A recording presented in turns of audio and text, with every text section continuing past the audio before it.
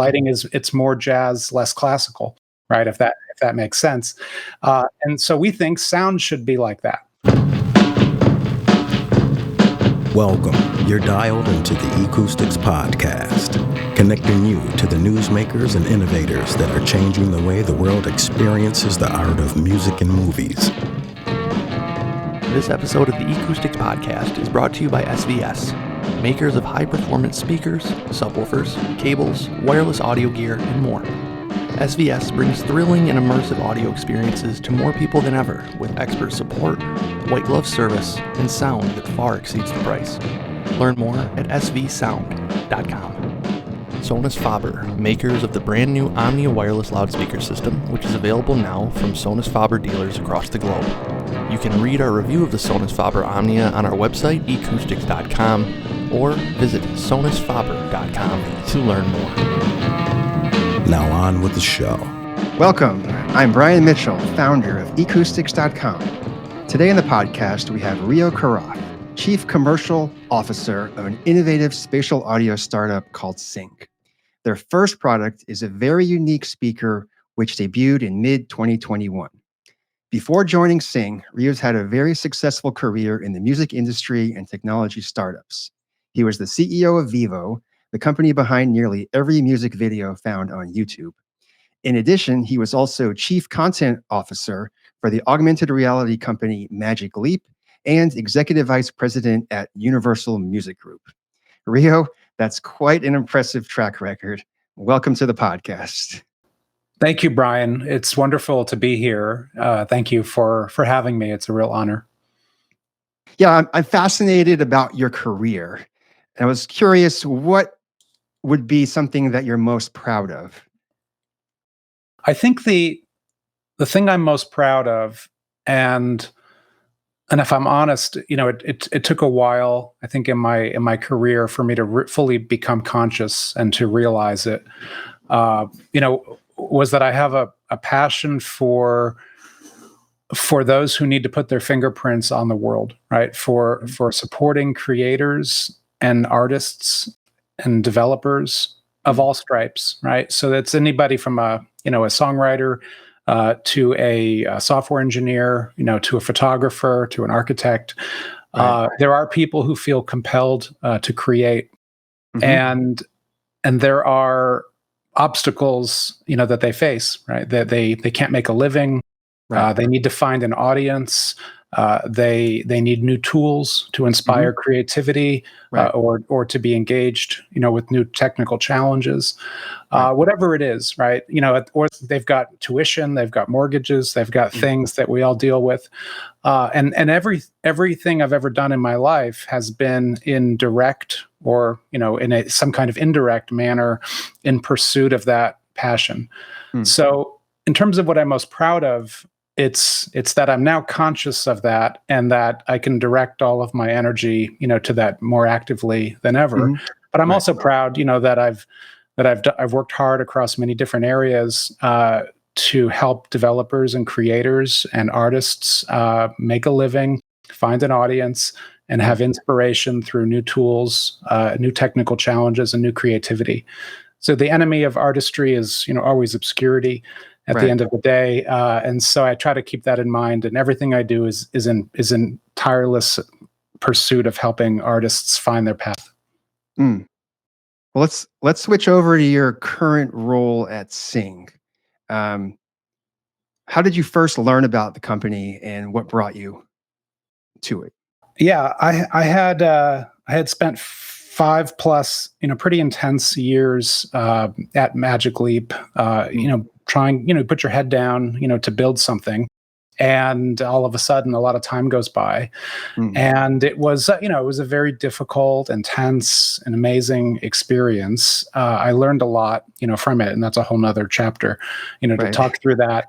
But I basically, when I emerged from that, I was a bit burned out. And in life, sometimes you don't know what you want to do next, but you know what you don't want to do. And I, at the end of the day, it's about a return to basic principles. And for me, it's about getting back to the thing that I'm most passionate about, which has always been music. It's always been artists. But a lot of my identity and what I get excited about is about being a part of what comes next. It's about seeing around the corner. It's about and manifesting that for a larger audience. So the saying, the future is already here. It's just unevenly distributed. Right. And so that's generally how I feel. And so at Magically, I'd spent a lot of time trying to build what comes after the smartphone, what comes next in the wave of computing for the next, 20 years. And at the end of the day, I wanted to get back to music because that's what I'm most passionate about. And so I was introduced to Chris Stringer, the co-founder of Syng, through a mutual friend who was an investor. Okay. And I became an advisor to the company at the end of 2020, let's say. Okay. Really focused on how can Syng work with artists and rights owners when it comes to what we'll call the atomic elements, right, of a song. The stems, the objects. And a lot of what Syng is today is that iceberg above the ocean, right, that you see, and there's a big iceberg under the ocean, right, that is not quite publicly visible yet. Right. And that's what I got really excited about when I met Chris and the team, and I understood the ambition to build not just a sound company or a speaker company, but a company that fundamentally changes the human relationship to sound and inspires agency and interactivity for a new generation that expects to have that with all of their media. So I'll get more into what that means, in a second, but that's how I met Chris. And so it's really about, what happens with computational audio, like what happens when it's not a speaker, but also a computing platform. What could you do with sound that you could have never done before? And how could that bring joy to people's lives? Right. So it's not unlike what's happening with photography, on the iPhone, for example. It used to be optics. It used to be mechanical engineering, light and the talent, to know when to shoot and when not to shoot. And now it's all of that plus the power of great software. And so now you can take incredible photographs in low light or night conditions, right? Because of what you can do with software. Now you can have depth of field, and incredible high resolution, close-ups you can do with software, right? And so a lot of that is possible now with audio. Right. Why can't I turn the vocals off, and just make it instrumental, while I'm playing? Why can't why can't the sound follow me as I get up from the sofa and go to the kitchen to make a sandwich, right? And then follow me back as I go back to the sofa? Why when I walk closer to the speaker, why can't it turn the volume down? And when I walk away, it turns the volume back up, right? So there's a lot of things those are just, simple things that I haven't even put a lot of thought into. There's a lot of interesting things you can do, and it's entirely optional, right? It's not. I recognize that audio is a very big tent, right? And there's a lot of room. There's room for everybody. Right. There's a lot of people with strong opinions, and this is controversial in some circles. But at the end of the day, I'm focused on how do we make audio fun? How do we democratize access to things that previously were unavailable to large amounts of people? Right. And then how do we create new canvases for artists and for customers and businesses to bring audio into their space? Well, why is it controversial? You just said what you're doing is controversial. Well, to some people, I remember, as in the world of audio, there are people who, maybe worship at the temple, right, of traditional stereo. Right. And this may not be for them, right? And that's okay, right? I always come out on the side of that. First of all, the artist is always right, to me. It doesn't matter whether I agree or disagree. So if an artist doesn't want somebody to do something, with their song, then they have that creative intent, which is of the utmost importance. So this is not being forced on anybody. It's really It's really it's for people who want it. And then there are people who prefer to listen to music in a certain way, in a certain place, and with a certain manner and tradition, and that is always okay. So this is not. I'm not trying to say anybody's wrong and this is right, or that's old and this is new. It's really about recognizing that it's a big tent and there's room for everybody in there. And if we can bring great sound and new experiences to people that maybe otherwise wouldn't have thought about it or otherwise wouldn't have been exposed to it, then I think that that's a win. Okay, I think you alluded a little bit earlier about the production side of things and having a voice in how songs are produced. Is that part of the Syng vision? I think I'll speak to it on both sides. What I meant was when I said agency and influence what I meant was on the side of the customer, of the generation of listeners who are coming up, who expect to have more agency, more influence, more control over their media. That they're not just passive listeners. They also make things, right? They make YouTube videos. They're not just watching TV. They're making videos. They're not just playing a game. They're making a game. And there's a whole spectrum of authorship in between. And so we don't want to build a product that is that is the same as the way your parents or your grandparents listen to music or consume media.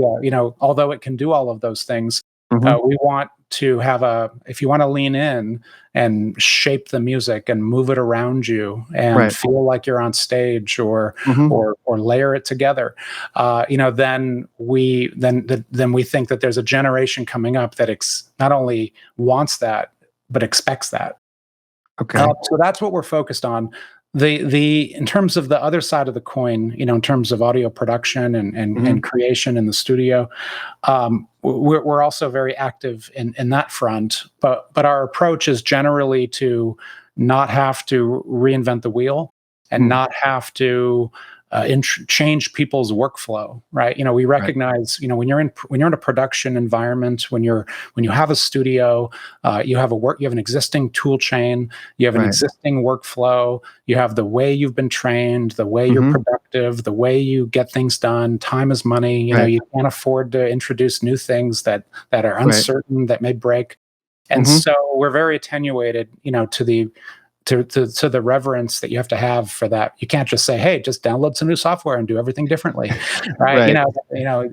So that's a tall order, which we think creates friction, for adoption. So a lot of what we're focused on is how do we just make sure that all of the music that is already being produced and all of the music that's already been produced, how do we make sure that it just works, and that it just works in the manner with which our product works in terms of making it feel natural, immersive, volumetric, spatial, real. That's what we're focused on. In the future, yes, we will have ways that you can optimize your sound for Syng, but we don't have that today, and because we haven't earned the right, I think, to have that. And so you have to have a certain density of your installed base in order to expect for people to customize and tailor things for you. So, we want to be a good citizen, in the existing ecosystem and not be cocky or presumptuous, right? Which is what happens when you try to get people to change their behavior when you don't have enough market share to warrant that. Right. Do you recall the original founding vision of the company?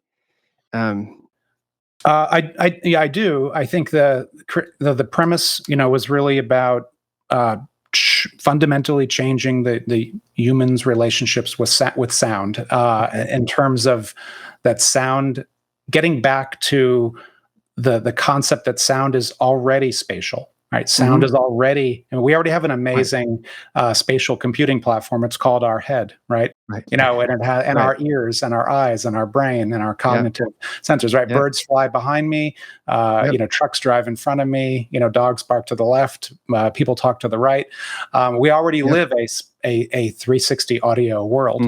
And then somewhere in the last 100 and something years, we've reverted to this notion of stereo, right? Right. That sound, can exist, in front of us with the illusion, right, of depth and a stage, if only we have the right products and sit and stand in the right place, right?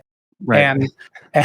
And that to me is kind of funny, because for millennia, right, we've evolved as human beings, right, to perceive and understand sound all around us, Right. that feels natural, that feels real, Mhm. and all we're trying to do is to get back to that, Right. which was already here and has been here for thousands of years. And that's how we're hardwired to perceive and understand the world around us. And everything else is artificial, right? Right. And it's the same way I feel about VR and AR and screens and TVs and phones and tablets, is that, we already live in an amazing world full of depth and full of complexity and full of reality. And then somewhere along the line, we put these 2D planar rectangles, in front of us, called phones or TVs, and then that becomes our real world, or a version of our world. And now what we're trying to do is to get out of that and to bring the digital world in, put pixels with atoms, all around us.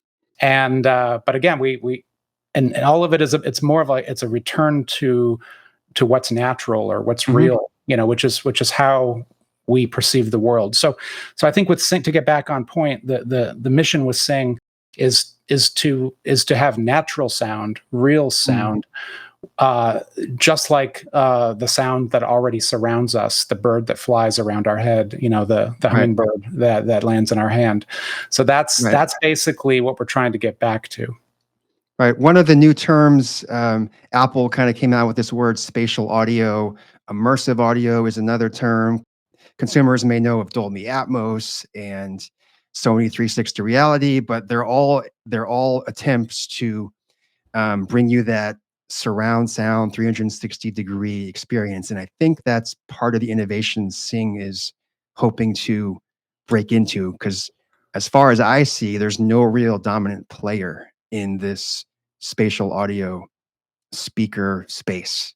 Yeah, the difference with Syng is that we're trying to be honest about recognizing the way that real people live their lives, right? Real people live their lives generally in an unfussy way, right? Where they have dogs, they have kids, they have jobs, they have families. They don't. Maybe they have listening rooms, right? Where they go to retreat. But in the real world, in real life, most people don't.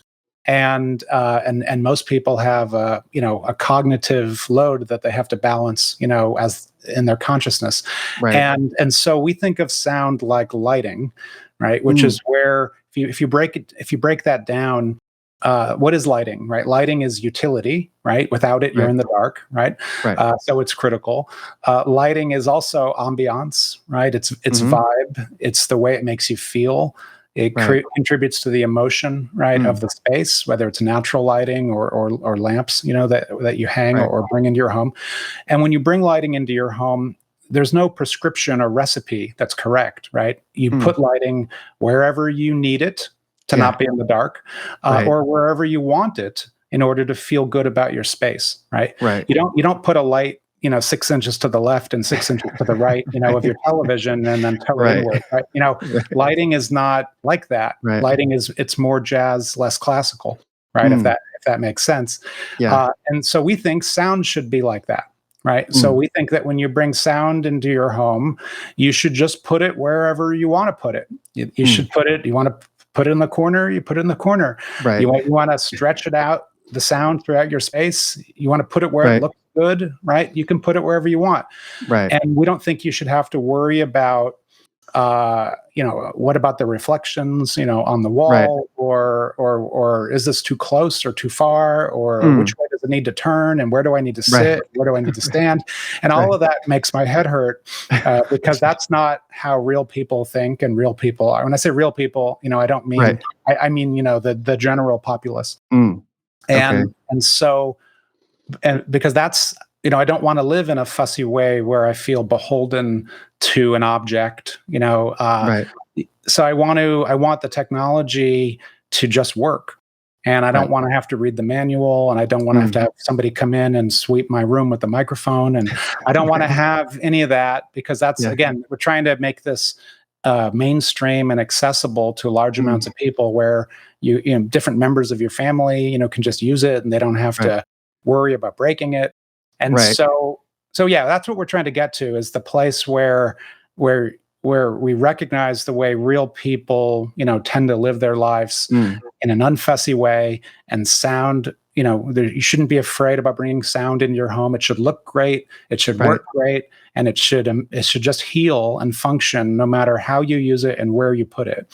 So that's really the ethos of Syng, and the promise of what we try to do. We don't always do it right, but that's every decision we make about the product, and every decision we make about future products and the software is always rooted on those principles. Sound described as light. I don't think I've heard that before, but that's pretty interesting. And I like your place it anywhere, don't think about it. It sounds like it's for people that aren't quite into audio, but maybe this is a chance for them to try an elevated listening experience for the first time. Yeah, I mean, I think we have different types. We're at the stage, we've been in the market less than a year, and what you try to do is you try to listen and learn from your customer. I try to find those little green shoots of grass that are breaking through the cement, and obsess over, you know, how did they get here, and why are they here, and how do I get more of them? And sometimes the things you think are going to be true end up not being true. And you know, so for example, you know, so I'll talk about who our customers are, or what we've learned. You know, so just on a simple basis, we've learned that a lot of businesses like cells, right? And we didn't think that was never anybody's. We didn't found the company as a B2B company. We didn't think about how do we serve businesses and sell into businesses, and what kind of speakers that they're looking for. Like, we didn't think about any of that. But we have now a number of hotel groups, right, have purchased cells, and they are in their common area and in their rooms. A number of big music companies have purchased cells, and they're using them for a whole range of mastering and playback and approval. We have a lot of tech companies, you know, have purchased them, and they're using them in different ways that we didn't anticipate. Location-based experiences, and so, you know, another example would be people who love design, right? So there are people who are very purposeful about everything they bring in their home. It has to be, you know, it's not just it has to have a story. It has to have an aesthetic. It's got to be complement, you know, the rest of the space. And these people, you know, we find may have not been into, maybe they like audio, but they never had audio in their home, or that it just didn't fit the aesthetic, you know, of what they were looking for, because they didn't want some big boxy thing, you know, somewhere. And so we have a lot of design-driven customers. So we're finding that we can sell in furniture stores, or in places where they sell to the interior design community, and basically people who are looking for ceiling mount options and all kinds of interesting ways to go into the space.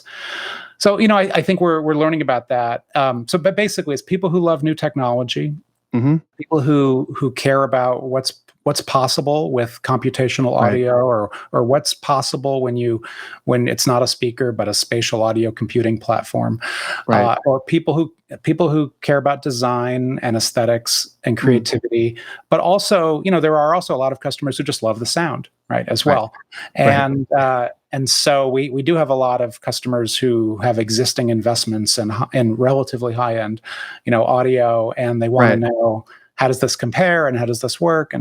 And so it is an experience. The good news is everybody knows what a speaker is. You know, the bad news is this is a bit of an experiential product, so it's not the same as every other speaker.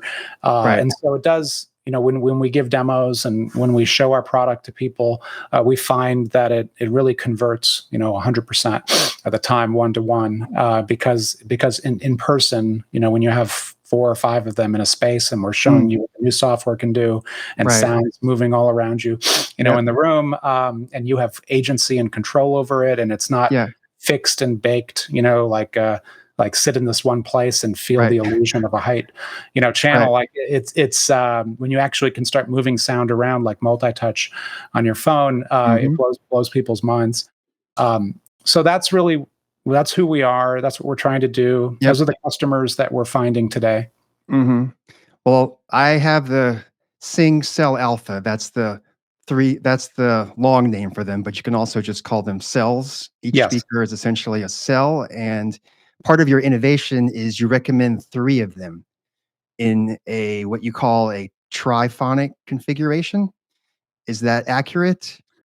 I think that the part of getting back to being unfussy is that there's no right answer or wrong answer, right? So you can have one, Right. and you're fine, right? You can have 2, and it's great. You can have 3 or 4, and it's amazing. It is a bit of a marketing challenge, right? How do you sell more when you may not always need more? Right. But it is also true that more is better, in terms of the ability to move air around you and feel immersive, right? Because there are fundamental physics, at work as well. Right. But I think a lot of it depends on the size of your space.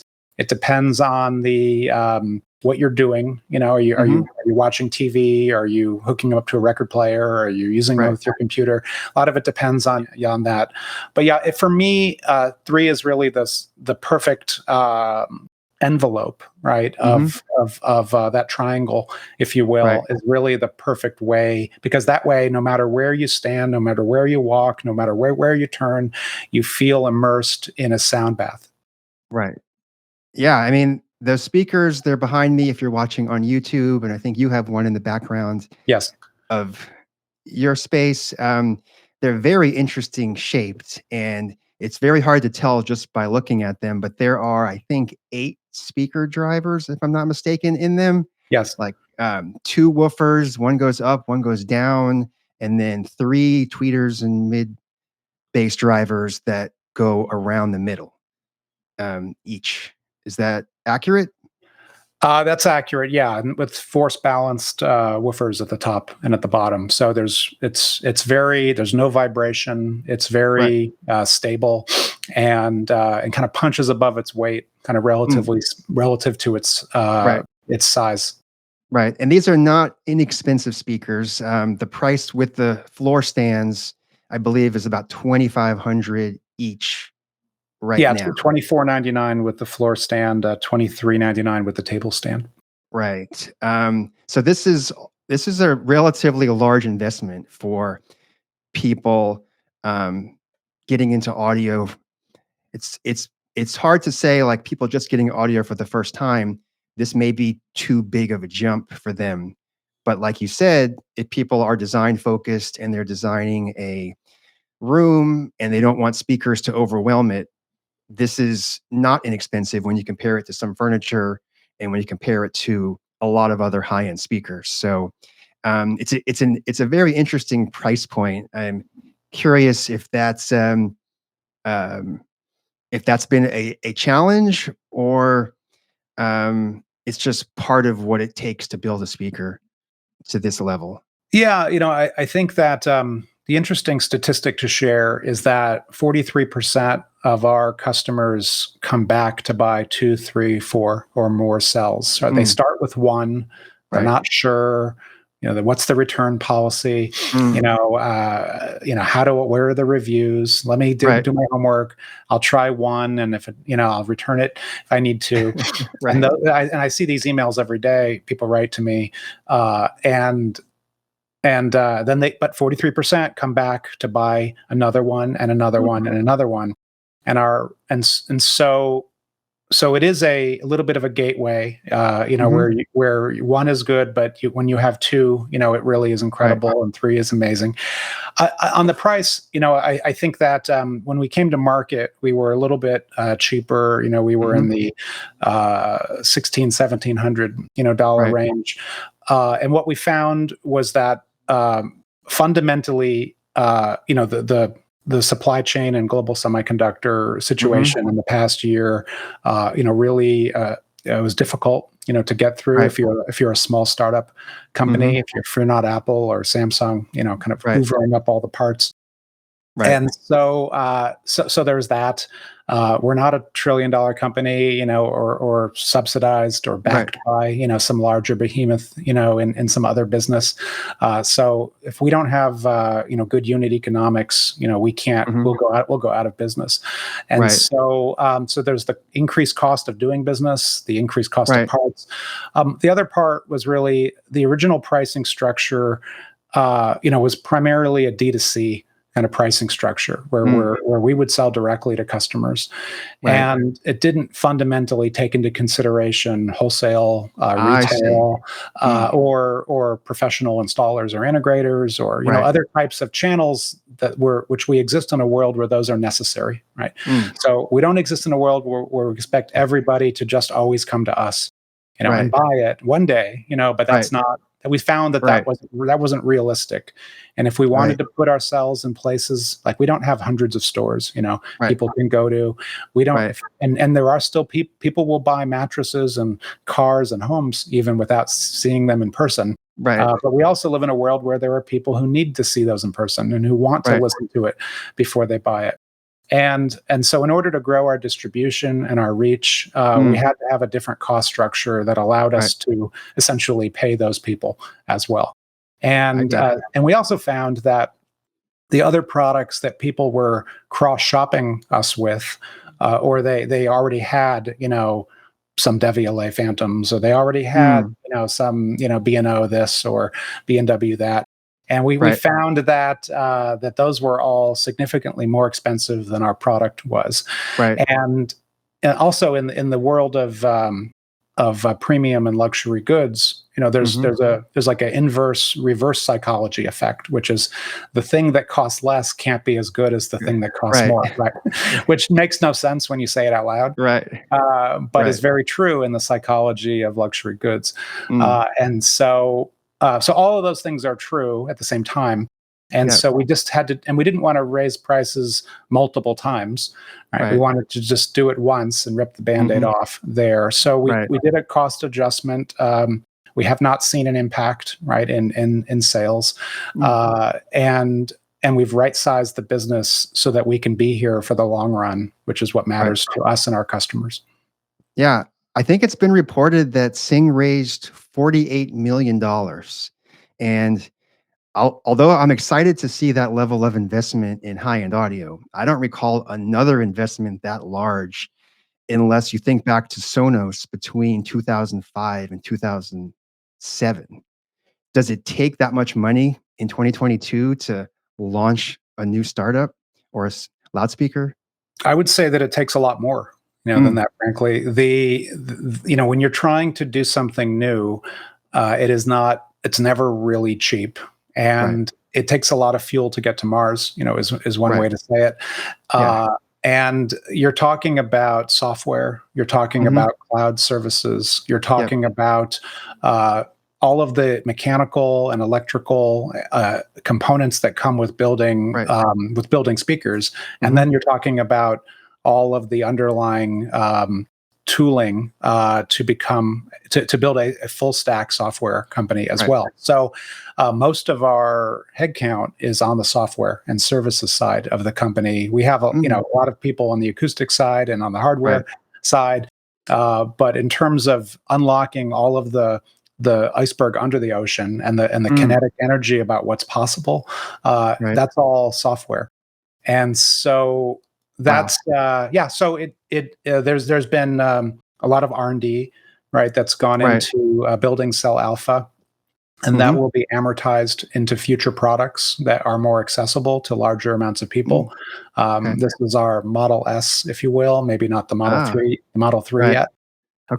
So it's the ultimate expression of our dream, but it's not the product that we think everybody on the planet can have. But we feel like we needed to come out and make a statement in terms of what we think is possible. And all cells, I guess I should say out loud as well, all cells are a family and they can always interoperate. So whether it's Cell Alpha or Future Cell, whether it's 1, 2, 3, or 4, it doesn't matter. It's a meshed wireless system, and they'll all interoperate as a family, regardless of what generation they are, or regardless of whether they are this one or a future product. Mm. Yeah, it's a fascinating product. It looks simple, like all you do is plug it in. For people that haven't, and everything's controlled by the app. I don't even think there's a manual. You connect through it through Wi-Fi, AirPlay 2, or Spotify Connect. And so there's a lot of software, I think, behind it, which is what you alluded to before. There's also two USB-C ports, one visible and one invisible, and both can be used for turntable class compliant, USB audio interfaces, turntables, hooking it up to your Mac, things like that. Right. One of the hard questions, if someone asked you, or how would you explain this to your parents if they've never seen this speaker? How do you tell them about it? Yeah, it's the answer is it's just great sound that sounds great everywhere, right? Wherever, it's not. I wouldn't get too complicated probably with them, but it doesn't require you. Probably the thing I'm most proud of are the simplest things that are actually the hardest things, to do. It calibrates automatically, right? You don't need to walk around the room waving your phone in the air. You don't need like you do on some other products. You don't need to worry about where you put it or how it's turned, or is it close to a wall, or how high are your ceilings, right? So there are 3 microphones in every cell. There are a lot of machine learning algorithms inside of it that detect people and walls. There are the cells find out where each other are. If you move them, they can figure out they've been moved. There's they can adjust and heal, in terms of their calibration accordingly, and that stuff contributes to simplicity, right, and ease of use, right? It just sounds good. It just works. I don't have to worry about anything fussy or anything that requires technical skills. Again, think of it like lighting. It should just work. Shouldn't have to have a manual. You shouldn't have to have somebody train you how to do it. You plug it in and and you turn it on and it works. Right. I think that's the dream. I mean, of every speaker company should be trying to do that, but I think you're the only ones really targeting that. Whereas almost everybody else has a traditional approach of you need to have it 10 feet apart and you need to sit directly in the middle. And it's interesting to hear how you're breaking all the rules. And like you said, you're a little bit controversial. I think a lot of it comes from Chris's time at Apple. Chris, the co-founder, was at Apple from 1994 to 2018 or so. Right. And at Apple, there's a reason why things are simpler and easier to use, right? And it's because it's easy to add power and complexity, right? It's hard to have the discipline to not add it. And that, I'm the type of person as well. Sometimes I like power user mode, and sometimes I like getting my hands dirty and touching the metal and ripping things open. And why can't I configure things to a greater degree? So I understand that, and I appreciate that, and sometimes I want that. But I remember somebody telling me at Apple, there's a whole, every time you want to add a setting, right, or add a variable, that's like a red flag, right? Because that's a gateway to complexity, right? It's a gateway to, if people can be confused, they will be confused. It's an off-ramp, not an on-ramp, right? And so it doesn't mean you can't have settings. It just means everything needs to be pretty purposeful about it. And so, and we've learned, from customer feedback as well, we, for example, cells update every night automatically over the air, right? In a seamless and invisible way, just like AirPods do, for example. Right. And it's no accident, right, that cells do it the same way that AirPods do, because a lot of the people on the cell team came from that team. Right. And But what we've learned is, and so the idea was they should just update, they should just fix themselves, they should just work. New features should just be added. You shouldn't have to hit the update button and then agree to the legal agreement, and then wonder what's happening while you wait, and then you have to reboot it. Like we didn't want to have any of that. We just wanted to have it just work. But what we've learned from customers is sometimes they want to know what's going on. They want to know what new features have been added. They want to know if any bugs have been fixed. They want to know that, right? So we're now working on a way to do that, right? So that they just work by default. But if you're the kind of person that wants to know what's happening under the hood, that there's a simple way for you to figure that out, right? And so, but we don't want to introduce complexity and 17 steps for somebody to do an update when they didn't have to do that before. Yeah, that part is completely seamless. I've been using the app and the cells, and there's really only 2 settings that I recall. There's regular bass or standard bass, and reduced bass is the only thing you could change regarding the sound. And actually, on that topic, we are introducing some more tone control into the product. We go into testing for that this week, and we expect that to be out pretty soon into production. But doing it in a simple way. So if you're the kind of person who just wants a nice neutral, sound, it just works that way out of the box. But if in your particular specific space, you need to make an adjustment, or if you're the kind of person that wants more bass or wants less bass, we have a pretty elegant UI for tone control that we're introducing shortly. So interesting. Yeah, so that's an example again of customer feedback and but balancing complexity with simplicity. And the second feature is, I guess you describe it as the hockey puck feature, where you can move a puck around to simulate where you want the sound to focus on. Is that the best way of describing that? Yeah, we call it multi-touch for sound, kind of internally, which is that, yes, you have the ability to push sound, to pull sound, to slide sound, to squeeze sound. You have the ability to move it around your space. And you don't have to, there's no text, there's no menus, there's no drop downs. You just kind of move sound closer to you, or you move sound away from you. You move sound to this part of the room, or you move sound to that part of the room.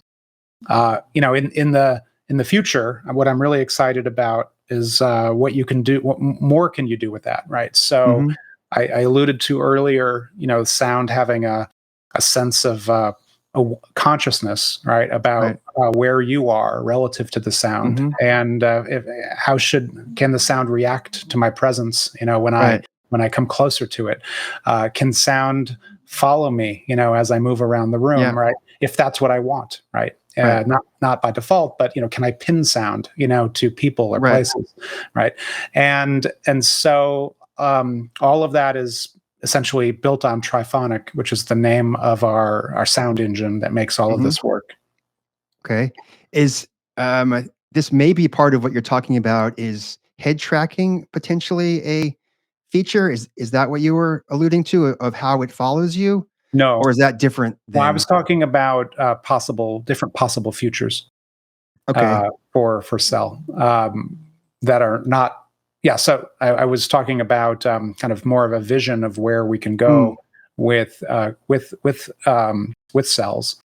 Okay, because it seems like with your history at Magic Leap and augmented reality, that there's some level of convergence maybe down the road, where if you're viewing things in AR or VR through some kind of headset, let's say, that you'd want the sound to match where you're turning and walking.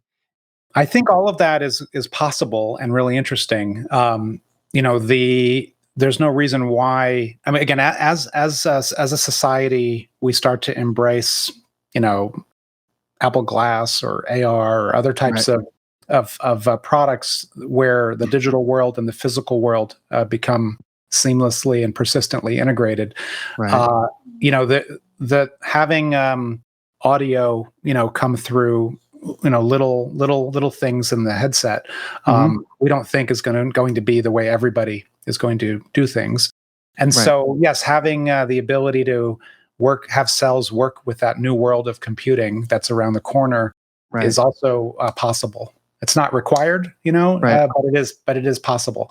The way that I look at it is those platforms are all about kind of depth and immersiveness and having a z-axis, like, if you will, and having the ability to attach sound, to 3D objects and have that sound move around my space is something that you benefit from out loud, maybe not in a binaural, kind of headphone way. Right. It can be amazing, with head panning and headphones, right. but we also we don't build headphones at Syng. And we are focused on what we call sound out loud, which is more of a return to shared social experiences, which as human beings, I think we also innately crave. So there are times where headphones are great and you want to be in your little silo there, but we don't think that that's what everybody wants to do all the time. And we don't think that's, again, comes back to how are we hardwired genetically, to have shared social experiences. And so sound out loud is really a core premise, for the company. We'll never make headphones. We're always focused on sound out loud. Well, these speakers, when they're hooked up, they create an incredibly wide soundstage. Like, it's hard to explain to people who haven't heard it before, but I would say it's unlike traditional speakers. Like, I can't make an easy comparison. Do you have a way of explaining it? No, we don't try to make comparisons to other products, but you can also tell from the words I've spoken during this podcast that we'll use a variety of different analogs and words to try to describe it. Right. The words we're using the word spatial less these days, because what we've found is that Apple has done a great job raising the awareness for people as to what that is. We find that most people still don't know what that is or why they should care about it. And so we're now using words immersive. We're using the words natural and real. We're using for me, the words that it feels volumetric. It feels like an envelope. It feels all around me. It feels so to me, that's what it feels like when I have two or three in a space. I feel surrounded by sound. I feel immersed in sound. I feel awash in sound. But we don't try to compare ourselves to any other product or any other listening experience, because it's not that's not who we are or what we do. Well, I think you've already alluded to some of it, but is there anything about the future for Syng that you haven't already brought up? I think a lot of what you'll see from us in the future are doing things that you could never do on any other speaker. Right. I call it the vertical, not the horizontal. Right. The horizontal would be the things you would expect every modern speaker to do. Right. You've got to support AirPlay, or you've got to, work with Spotify, or you've got to have, Google Cast for audio, or whatever it is, like things that are what I would call the table stakes. You're never going to win by having those things, but you will lose by not having them. Right. But you'll get dinged, but nobody's going, but you don't have a inherent right to win by embracing an undifferentiated commodity. Right. The vertical are the special things, what Chris likes to call the unfair advantages, right? The things that only you could do because of the purposeful architecture and decisions and investments you've made to be differentiated. And so when I saw those things, when at my first meeting with Chris and my first demo, when I saw that iceberg under the ocean, to me, that was the most exciting thing like I'd ever seen. And we can't wait to unleash some of those verticals into the market. But at the same time, what we've learned in our time in the market is you have to earn the right, to do that. You can't.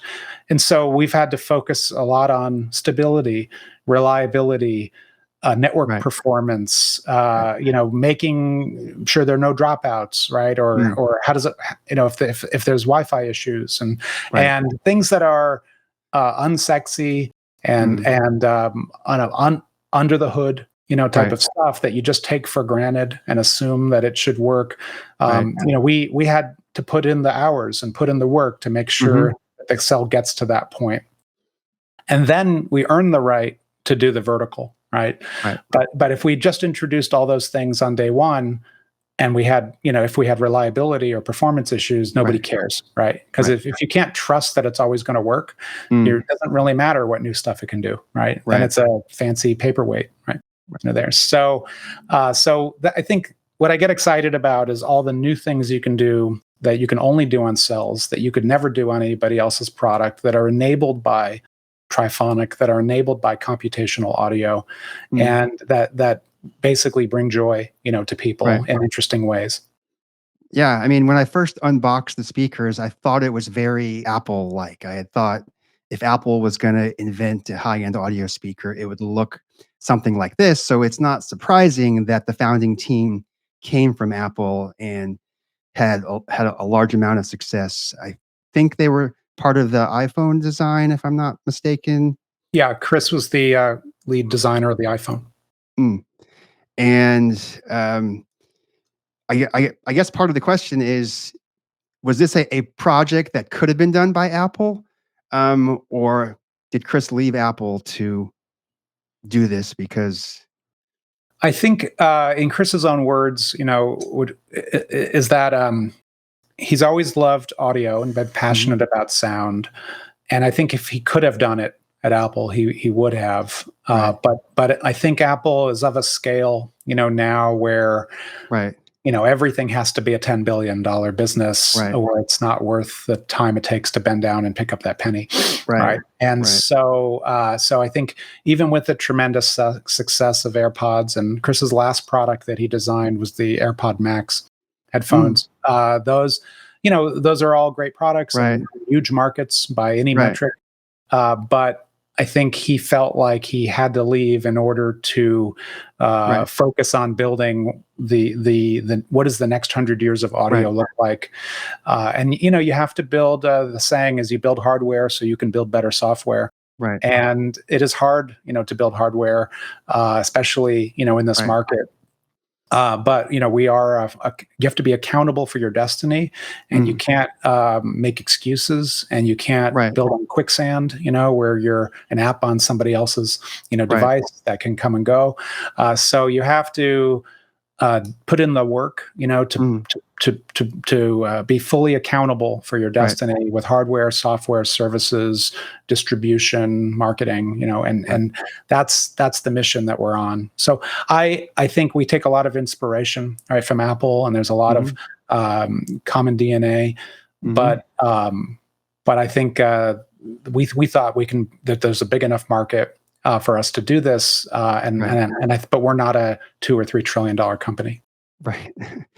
Well, it was interesting that you said AirPod Max, because for some reason, when I first heard the Syng Cell Alphas, I felt the sound signature was very similar to the AirPod Max. And I was wondering if whatever he learned at Apple on what sound preferences were, if they're tuned to a certain way that gives you that sound signature. Is that? I don't know. See, I'm not. I don't want to go too deep on that one. So I've been told that by customers that it's a neutral, sound. It's not artificial, in terms of the way that, bass can be manipulated. But I don't know anything about AirPod Max, tuning, or I don't even own them. So I don't know. But I think that we try to be neutral and balanced, and not impose like a sonic signature. Well, you do have, with software, you have kind of unlimited control over how the sound could be manipulated. Is that accurate? I think sure.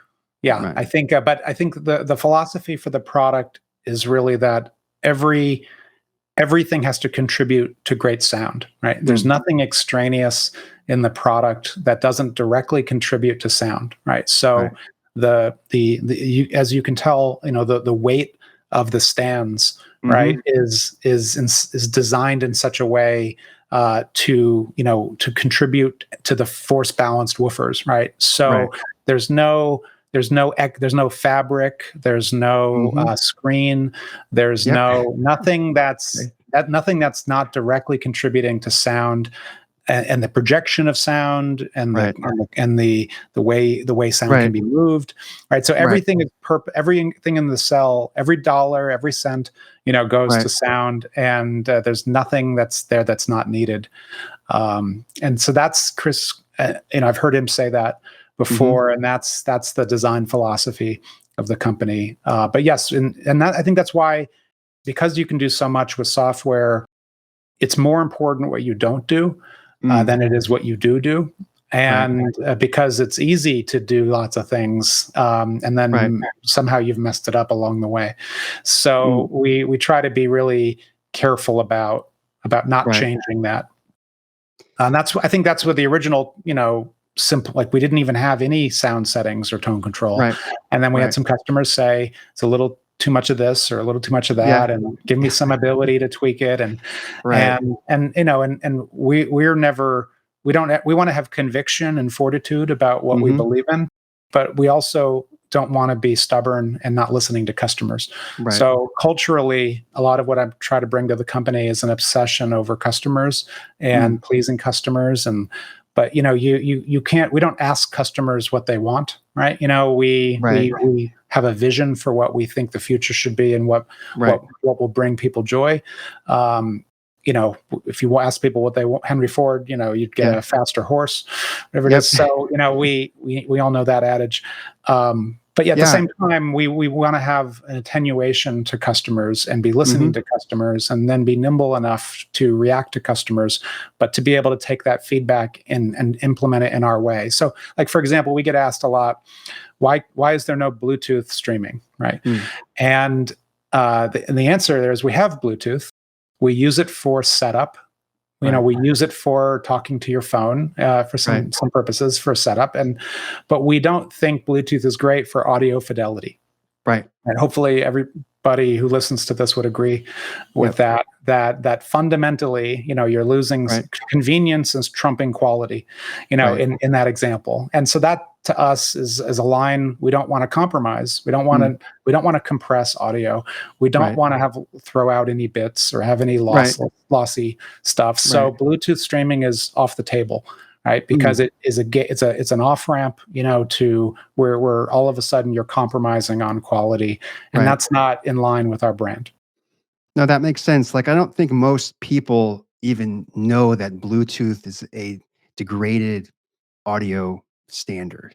It's convenient, but it doesn't send all the information from the song to the speaker. And if you're trying to do 3 of them at the same time in sync, I could see how that would be even more complicated using Bluetooth. So, I think making Wi-Fi makes a lot of sense.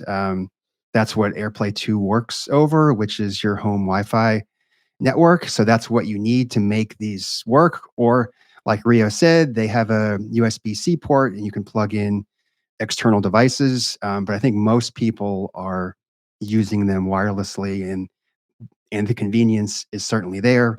You control it with your phone. There is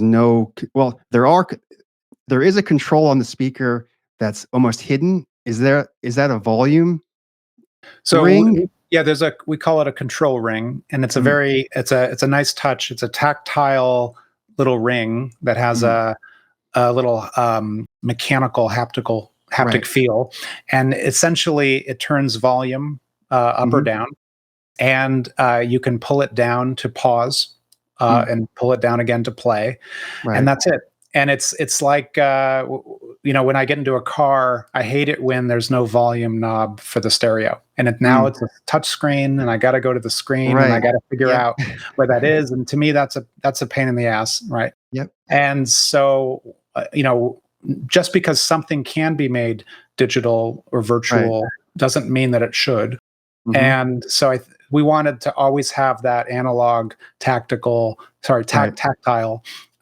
feeling. Like if you just want to walk up to it and turn the volume down, you can do so, and not have to fiddle with your phone or unlock your device or any of that. Right. So we find a lot of customers enjoy that there's that option. Even if you never use it, Right. you can just go up and touch the ring and intuitively turn the volume up or down. Well, I want to close on maybe a personal question. What's your definition of audio nirvana? Let's see. To me, it's about audio nirvana. To me, audio is it's like a time traveling mechanism, and it brings me to another place. It's like I like to restore old cars, right? And part of that is because I like analog mechanical. I like smelling like oil and gas, but part of it is that time travel dynamic, right? Where I want to feel like I'm going to another place, right? I have a 1980s Jeep with 6 ashtrays and no cup holders, right? And that was and it smells like of a time, right? And so for me, audio transports me to a memory, to a place. Where was I when I was 16 when I heard that, or what was I doing when I heard Ziggy Stardust or Jimi Hendrix the first time. So to me, it's the power of time travel and the power to take you to another place. That's audio nirvana to me, and that's very special and is not something that exists with many other media types. And it's so to me, that's what music is, that pipeline to the soul that creates that emotional connection, and it's a reason why brands and advertisers love music, because it creates an authentic connection to an emotional place where irrational decisions get made. And so that to me it's always been being in awe of the power of sound and the power of music to bring humans to special places. So that to me is probably the best answer I can give. Well, thank you, Rio. This has been really fun. Rio's the Chief Commercial Officer for Syng, and you can check their products out at Syng, SYNG. Is it Syng.com or SyngSpace.com? SyngSpace.com, yeah. Okay, SYNGSpace.com. And is that the best way? Just go to the website and check out the company. And thank you so much. Great. Thank you. Thank you. Take care. You've been listening to the Acoustics Podcast. If you've enjoyed this episode, please remember to subscribe and comment. The Acoustics Podcast is produced by Mitch Anderson of Black Circle Studios. Original music by The Arc of All. Voiceover provided by Todd Harrell of SSP Unlimited. As always, get up-to-the-minute news and product reviews at www.ecoustics.com. Until next time, keep listening and stay high-five.